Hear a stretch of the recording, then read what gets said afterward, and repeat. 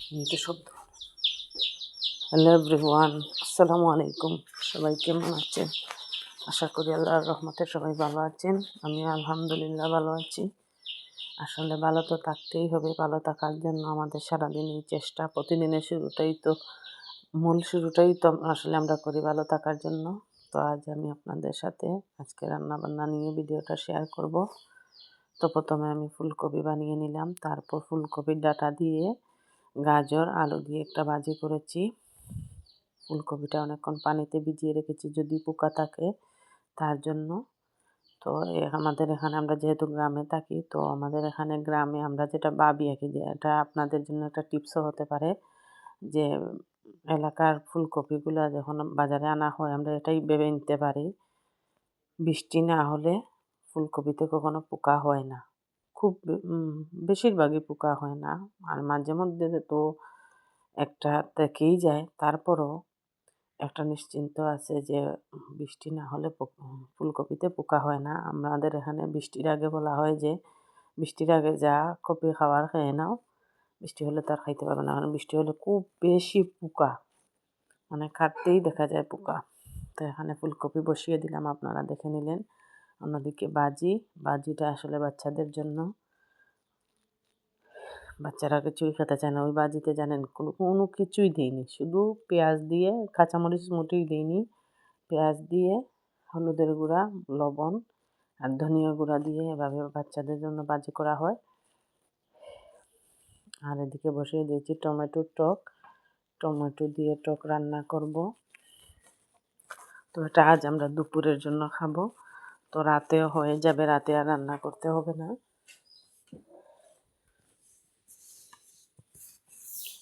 এদিকে বাইরের চুলায় আপনাদের সাথে অন্য একদিন শেয়ার করে নেব বাইরে কীভাবে আমি চুলা বসিয়েছি। এদিকে বাইরের চুলায় পানি গরম করতে বসিয়ে দিয়েছি, বাচ্চাদের গোসল করাবো। রান্নার পর সকালে উঠেই আসলে অনেকগুলো কাপড় ধুতে দিয়েছি, কাপড়গুলো ছাদে দিয়ে আসছি। আজকে যেহেতু একটু রোদ উঠছে, তো বাচ্চারা দুদিন বাসায় ছিল না, ওরা আসছে, ওদের অনেক কাপড়, ওগুলো ধুতে দিয়েছি। তো শেষ প্রায় আমার রান্না। এটা টমেটোর টক, এটা হচ্ছে ফুলকপি। এর আগে আমার একটা বাচ্চাকে খাইয়েছি আমি, তার জন্য তরকারি এরকম দেখা যাচ্ছে। আর এদিকে ভাজি, আসলে আমি নিজেও খাইছি, বলতে ভুলে গেছি, আমি নিজেও খাইছি। হালকা একটু ভাত খাইছি, কারণ আমি সকালবেলা থেকে কিছু খাইনি। ওঠার পর থেকে শরীরটা ভালো লাগতেছিল না, কিছু খাইনি। অনেকগুলো কাপড় ধুয়ে দিয়েছি, তারপর রান্না বান্না করলাম, তার ফাঁকে একটু খেয়ে নিলাম। তরকারিটা হওয়ার পর হালকা ভাত খেয়েছি। আমি আসলে অনেক বেলা পর্যন্ত কোনো কিছু খেতে পারি না, অনেক বেলা হওয়ার পর খাই। তারপর খেলে কি বেশি টায়ার্ড লাগে। তো এখানে ভাত বসিয়ে দিয়েছি, সব তরকারি রান্না শেষ। যেহেতু শীতের দিন, তাই ভাতটা সবার শেষে বসালাম। আর আমাদের খাবারটা একটু দেরিতেই খাওয়া হয়, দুপুরের খাবার খেতে খেতে প্রায় 3টে, 3:30 বেজে যায়। তো আপনাদের সাথে একটা দুঃখের সংবাদ শেয়ার করি। এই ভিডিওটা যখন আমি ভয়েস ওভারটা দিছি, তার একটু আগ মুহূর্তেই আমি এই খবরটা পাইছি যে আমার নানি মারা গেছেন। ইন্না লিল্লাহি ওয়া ইন্না ইলাইহি রাজিউন। সবাই আমার নানির জন্য দোয়া করবেন, আল্লাহ তাআলা যেন ওনাকে বেহেশত নসিব করেন। আর কাল সকালে আমরা যাব।